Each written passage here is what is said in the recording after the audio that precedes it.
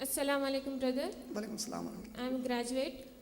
میرا کویشچن ہے کہ آپ بولے کہ بنی اسرائیل کو اللہ تعالیٰ کا حکم ہوا کہ جنازہ نمازہ پڑھے، تو کیا جنازہ نمازہ پہلے کے قوم پہ بھی فرض تھی یا بعد اسلام؟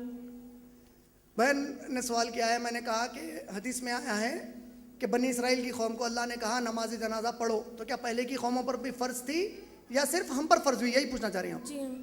اچھا، آپ خود بول رہے ہیں کہ میں بولا کہ بنی اسرائیل کے اوپر یہ حکم آیا تھا کہ نماز جنازہ پڑھو.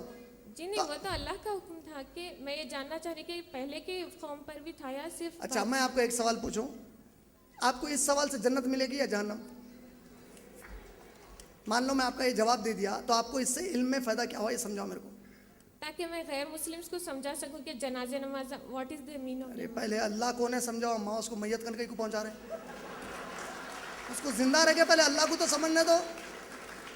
میری بہن، آپ کو میں سرکازم سے نہیں بول رہا ہوں، آپ لوگوں کو سب کو، میرے پیارے بھائی بہنوں، آپ لوگوں کو سمجھانا چاہ رہا ہوں.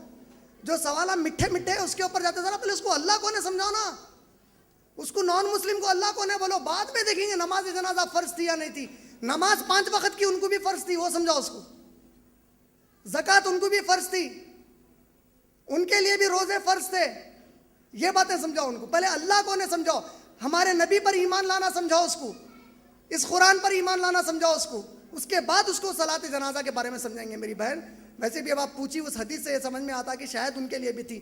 واللہ عالم، کہیں بھی نبی صلی اللہ علیہ وسلم نے کہا ان پر بھی تھی تم پر بھی فرض، ایسا کہیں بھی نہیں آیا. ہو سکتی نہیں ہو سکتی، اتنا بڑا مسئلہ نہیں ہے. اہم سوالات کرو جس سے کہ کچھ فائدہ پہنچے انشاءاللہ.